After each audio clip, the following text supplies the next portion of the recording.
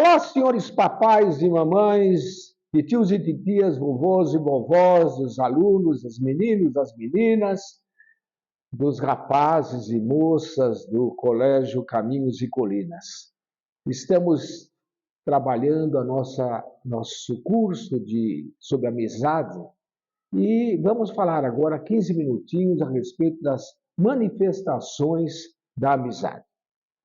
Então, a ideia é prosseguir o nosso curso, explicando para vocês como a amizade se manifesta. Não é bem explicação, porque vocês sabem, mas apenas para que a gente possa prestar atenção e ver, puxa, essa manifestação aqui, são manifestações de uma verdadeira amizade. Uma das manifestações da amizade é que o amigo é uma pessoa tolerante e compreensiva. O amigo é uma pessoa que se esforça cordialmente para compreender as convicções do seu outro amigo.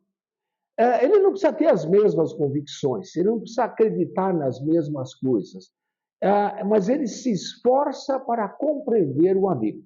Ele não vê o amigo como sendo alguém que está oposto a ele em convicção. Ele quer entender o amigo. Ele gosta tanto do amigo, tem tanto amor pelo amigo, que ele quer entender. Ele se esforça para isso.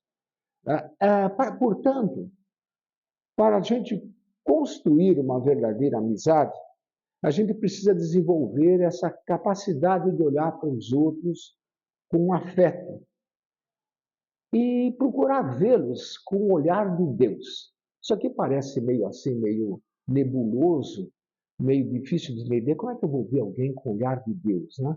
Mas é pensar o seguinte: se Deus estivesse olhando para aquela pessoa que ela criou, como ele estaria olhando?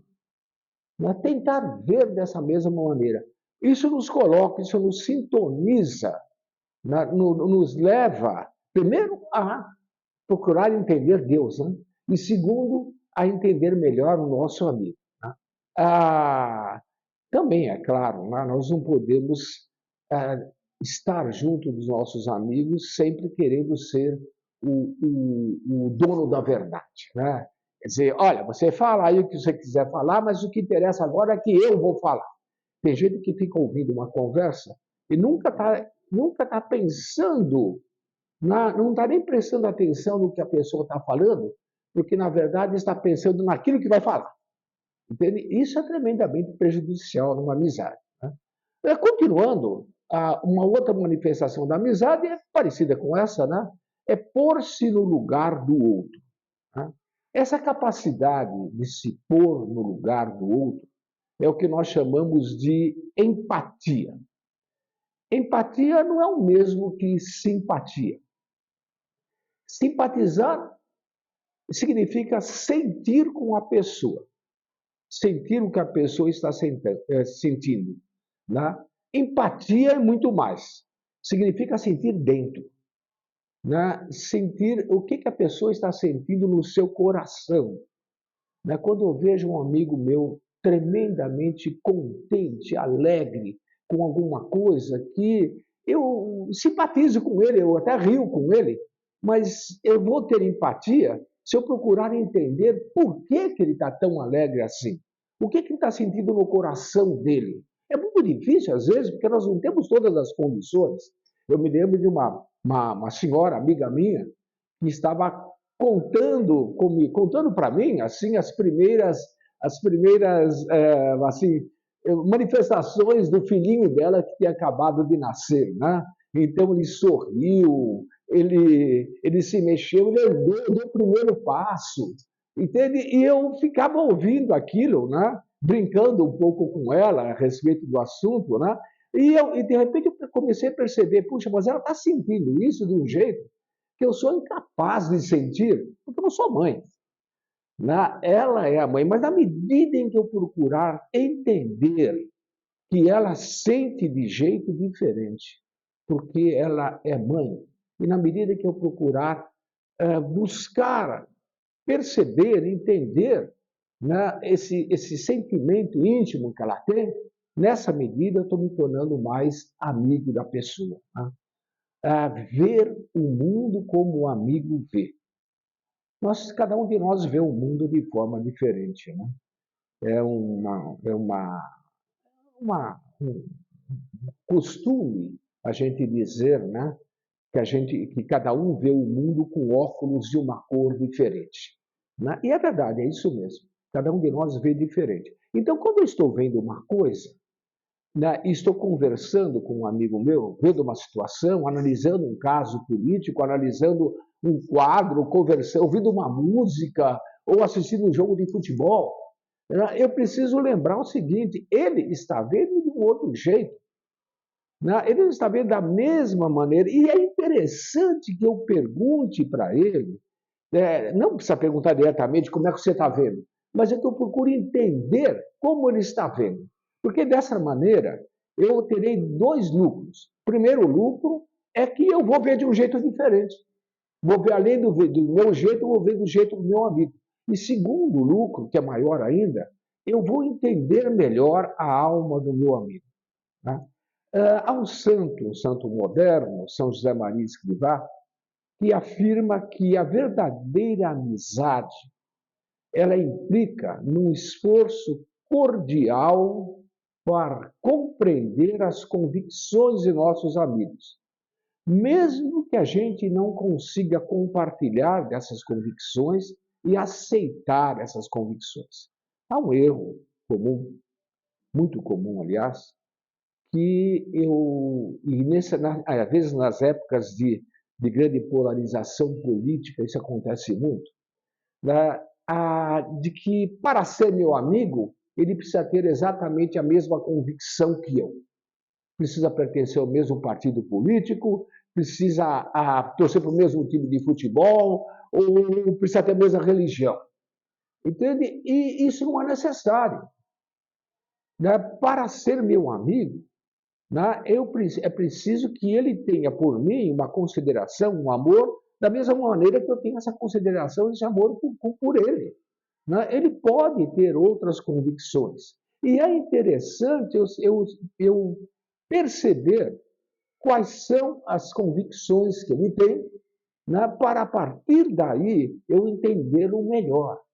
Né? Um sacerdote, amigo meu, ele comentava, ele fazia karatê, e ao mesmo tempo ele também ele era um hábil polemista, ele discutia muito bem, né? E numa conversa que eu tive com ele comentou o seguinte: um dos meus grandes amigos que eu encontro na academia de karatê, né? Ele é ateu. Achei meio estranho, porque ele é um sacerdote assim de obras publicadas, entendeu? Que tem toda uma posição católica muito definida, muito clara, muito aberta, né? E ele comentou, nós conversamos a respeito, eu e esse amigo ateu, né, ele dizia, nós conversamos sobre um monte de coisas perfeitamente possíveis de conversar e nós temos uma grande amizade um pelo outro. Isso me deu inveja. Me deu uma inveja da boa, né? Como costuma dizer São José Maria Escrivá, me deu uma inveja da boa, porque a gente tem ideia de que a gente é muito limitado, né? E tem ideia, às vezes, que para ser amigo precisa ser igual a mim em todos os sentidos, e isso não é verdade. Né? E aí, isso parte para uma outra característica, uma outra manifestação da amizade, que é saber escutar. Escutar não é fácil. Eu já disse agora há pouco que em quase todas as conversas a gente realmente não está escutando. A gente, na verdade, está esperando a oportunidade de falar, e enquanto a pessoa fala, eu estou pensando na argumentação que eu vou dar. A consequência é que a gente escuta mal. Escuta pouco e escuta mal. Se nós quiséssemos realmente escutar bem, nós precisaríamos centrar toda a nossa atenção na pessoa que nos fala. Isso é difícil, porque a maior referência para mim sou eu mesmo, né? E se eu estou impaciente, se eu estou cansado, como por exemplo, quando o pai chega em casa à noite depois de um dia terrível, um dia de trabalho muito puxado, e ele se senta e vem o filhinho querendo mostrar a lição da escola, ou vem a filhinha querendo contar uma coisa que fez, etc. E escutar mesmo. Não é só ficar, fala filhinha enquanto pensando em outra coisa, não. É escutar mesmo. Isso requer muito esforço e muita paciência. Às vezes o nosso amigo está falando conosco no momento em que ele tem um problema que eu não tenho. Entende? Ou então que ele quer contar alguma coisa que eu não estou nem um pouquinho interessado. Né? Mas quando existe verdadeira amizade, os amigos escutam um ao outro, escutam com gosto. Né? Não pelo interesse da coisa que ele está me contando, né? Mas pelo interesse do outro. Quando a escuta é atenta, nós nos envolvemos na realidade do outro. E aí, a verdade é essa, hein? E aí, se a gente ouve com atenção, uma coisa que eu não entendo, mas o meu amigo gosta muito, eu acabo gostando. Eu acabo gostando desse assunto, por quê? Porque ele conta isso com um interesse tão grande. Os olhos deles brilham quando ele conta, ele fala disso. Eu tinha um amigo que gostava de falar de cobra. Entende? Ele era biólogo, estudava biologia e tinha estudado todos os tipos de cobras diferentes uns dos outros. De vez em quando ele começava, meio assim, meio inconscientemente, começava a falar de cobra e eu ficava ouvindo. Eu não estou nem aí interessado em cobra, mas ele falava de uma maneira tão simpática que eu acabava gostando até do assunto, até das cobras. Eu me interessava pela forma com que ele falava. Entende? Às vezes é um sacrifício fazer isso. Não estou dizendo que todas as vezes é fácil, mas para nós, né, é um exercício tremendo. E vai nos levar a uma outra manifestação da amizade, que é a compreensão. Não é a compreensão do outro agora que eu estou falando, mas é a compreensão de si mesmo. Ou seja, eu tenho valores, eu tenho coisas que Deus me deu e que só deu para mim. Nós já vimos isso em outras vezes. Né? Quando um amigo conversa comigo, uma das manifestações de amizade que eu devo ter é mostrar para ele, contar para ele essas coisas que eu vejo e que é só eu que vejo e que fará bem a ele ouvir. Isso deve ser feito de uma maneira não como quem dá uma lição, mas como uma luz que brilha. Nós devemos ter tamanha compreensão, tamanha intuição, melhor dizendo, tamanha convicção daquilo que nós somos, que nós não precisamos ficar falando. Entende? Aquilo que nós somos aparece, aquilo que nós somos brilha. Tá? O meu tempo está acabando, eu preciso falar de mais uma característica ainda da manifestação da amizade, que é que os amigos se complementam. Quando a gente estuda geometria, a gente aprende que existem certos tipos de ângulos que são ângulos complementares, quer dizer, um complementa o outro, e os dois juntos formam 180 graus. Entende? Os dois não são iguais.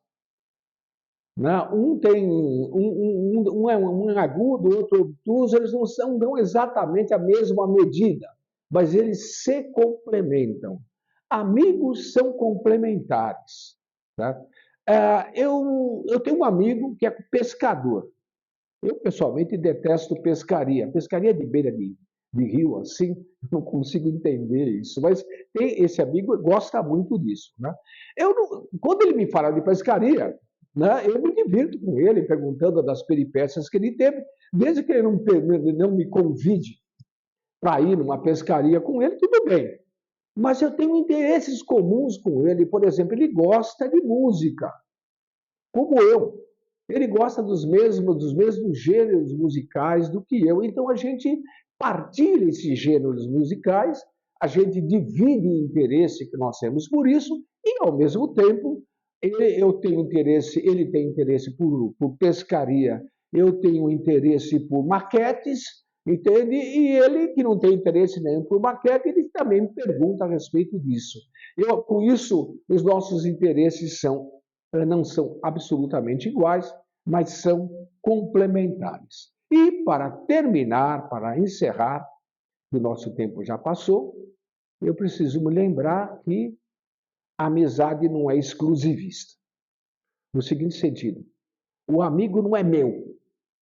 Porque tem gente assim, né? Criança pequena, menininha pequena de 10, 12 anos de idade, tem muito essa ideia. Minha amiga. Entende? E a amiga é só dela. E ela exige que a menina, a outra, também tenha ela como única amiga. Entende? Isso não é amizade, isso é uma manifestação de egoísmo. Entende? Esse seu amigo é um tesouro, né? Ele vai ser tesouro para os outros também. Né? E eu termino com esse aforismo, essa frase que está no Evangelho. Né? Quem encontra um amigo, encontra um tesouro. Quem encontra um amigo, encontra alguém que vai torná-lo mais rico. Mas esse tesouro, ele não é exclusivo meu. Eu devo partilhar. Né? Quanto mais amigos eu tiver, melhor. Quanto mais amigos eu tiver, mais eles me aproximam de Deus. Tudo bem? Obrigado.